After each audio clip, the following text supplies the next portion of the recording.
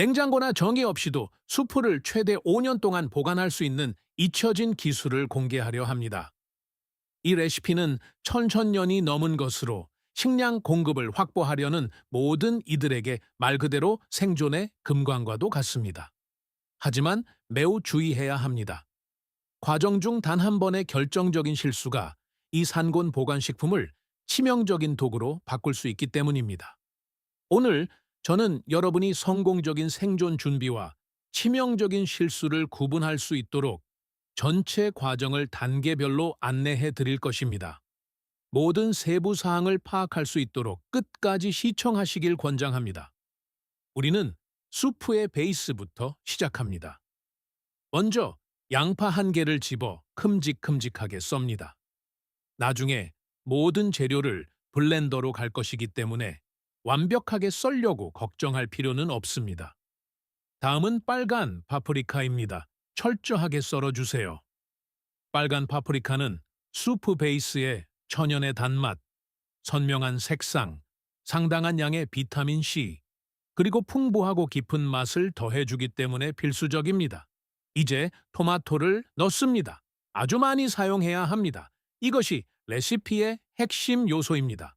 토마토는 베이스를 밟고 걸쭉하게 만들어 수프의 실질적인 본체를 형성합니다. 모든 재료를 냄비에 바로 넣습니다. 이 단계에서 마늘을 즉시 추가하세요. 마늘을 아끼지 마십시오. 마늘의 존재는 매우 중요합니다. 이제 혼합물을 약 30분 동안 끓입니다. 채소가 완전히 부드러워질 때까지 익혀야 합니다. 이 단계에서는 예쁘고 개별적인 조각을 만드는 것이 목적이 아닙니다.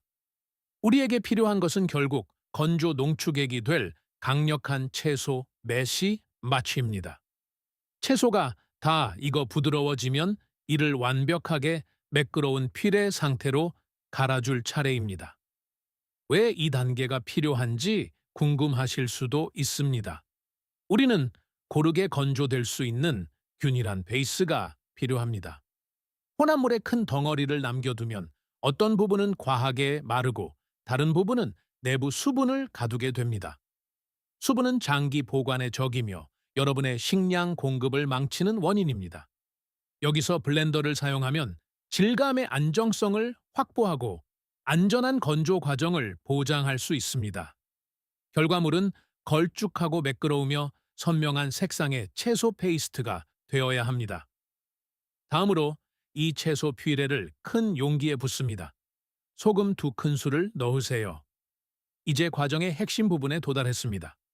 약 1.1파운드, 약 500cc, 무게의 세몰리나 2컵을 넣습니다.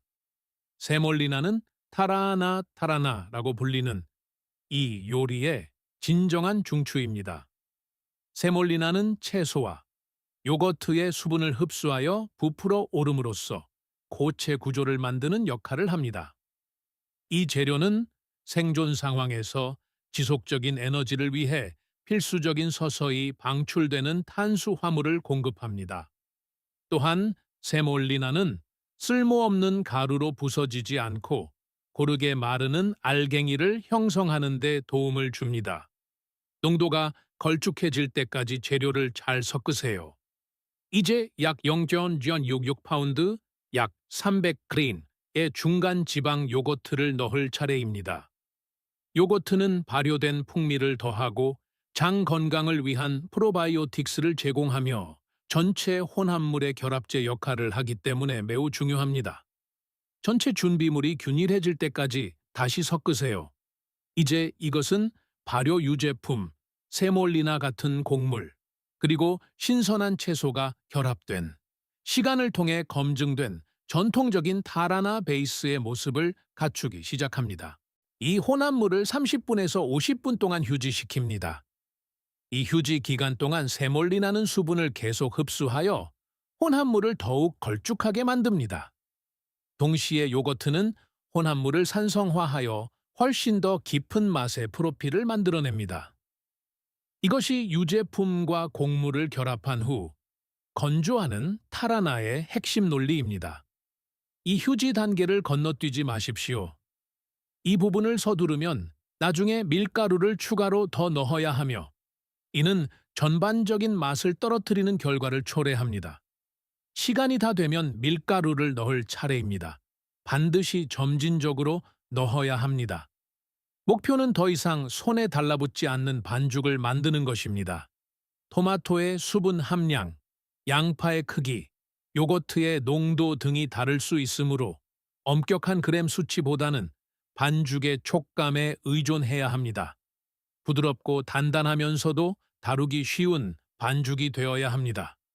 돌처럼 딱딱해서도 안 되고 끈적거리는 진흙 같아서도 안 됩니다. 계속 손에 붙는다면 밀가루를 더 추가하세요. 반죽이 완벽하게 준비되면 모양을 잡기 시작합니다. 먼저 반죽을 굵은 소시지 모양으로 만들어 잡고 작업하기 편하게 합니다. 이를 일정한 덩어리로 썰어주면 분량 조절이 쉬워집니다. 각 조각을 집으세요. 여기서는 밀대가 필요 없습니다. 손을 사용해 반죽을 납작하게 누르고 두드려 얇은 디스크 모양으로 만듭니다. 모양이 거칠어도 괜찮습니다. 목적은 빨리 마를 수 있도록 얇고 대략적으로 고르게 만드는 것입니다. 겉모양의 완벽함은 중요하지 않습니다. 이것은 실전 생존 작업이지 전문 베이킹 대회가 아닙니다. 진지하게 이야기해 봅시다.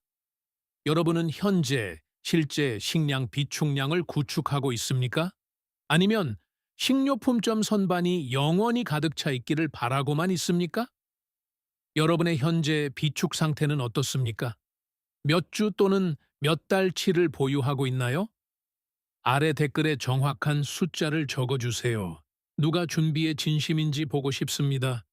나중에 어려운 시기에 굶주리며 후회하지 않도록 지금 모든 것을 준비하는 것이 훨씬 낫습니다.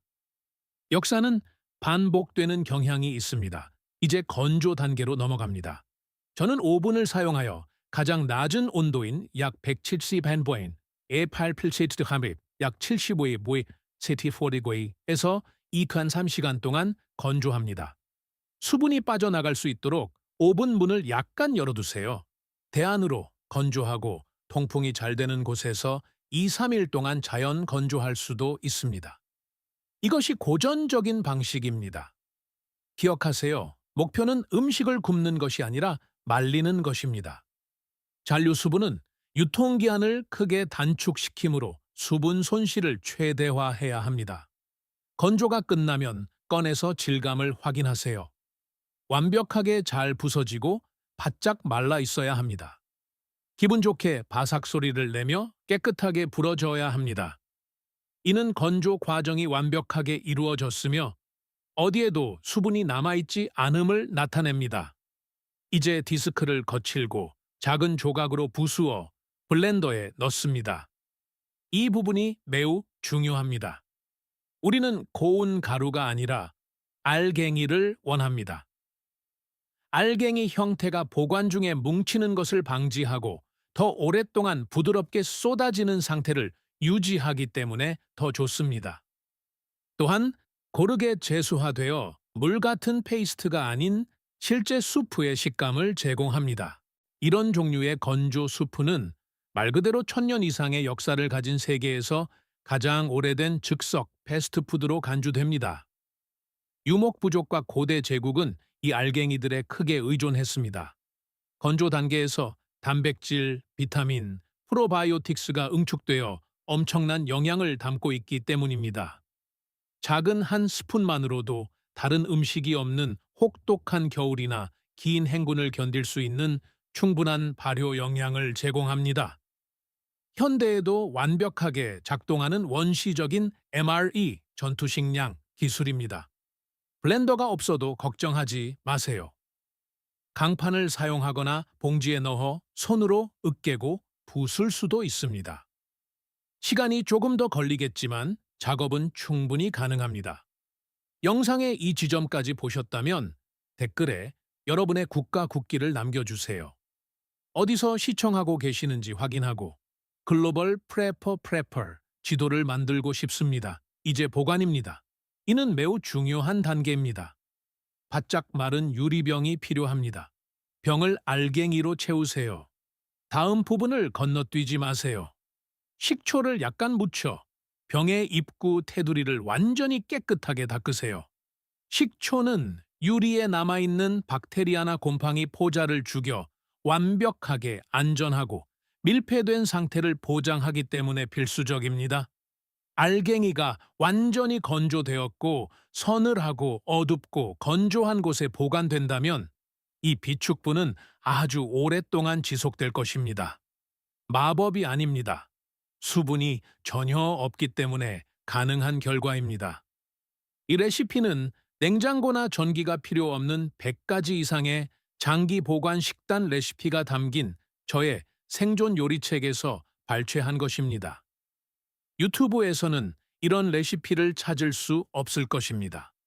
설명란의 링크를 클릭하여 책을 구매하고 오늘부터 미래를 위한 신뢰할 수 있는 식량 공급을 구축해 보세요. 이제 이 수프를 준비하는 완전히 다른 두 가지 방법을 보여드리겠습니다. 첫 번째는 제가 비상정전 방식이라고 부르는 것입니다. 전기도 없고 주방도 없고 시간도 없을 때를 위한 것입니다. 말 그대로 이 건조 농축액 한 스푼을 컵이나 그릇에 담고 끓는 물을 바로 붓기만 하면 됩니다. 저어주면 바로 먹을 수 있습니다. 단 60초 만에 뜨겁고 영양 밀도가 높은 식사가 완성됩니다. 이것이 진정한 준비 프레핑의 힘입니다. 추위에 떨거나 지쳤을 때 번거로움 없이 최대의 영양을 섭취할 수 있습니다. 위기 상황에서 절대적인 생명줄이 됩니다. 두 번째 방법은 자원이 있을 때 훨씬 더 맛있게 먹는 방법입니다. 팬, 올리브 오일, 토마토 1개가 필요합니다. 향을 내기 위해 이것들을 살짝 볶습니다. 그런 다음 수제 소고기, 부용 큐브 하나를 넣습니다. 만드는 법은 이전 영상에 있으며 관심 있으시면 설명란에 링크가 있습니다. 그것이 없다면 건너뛰고 물만 넣어도 됩니다.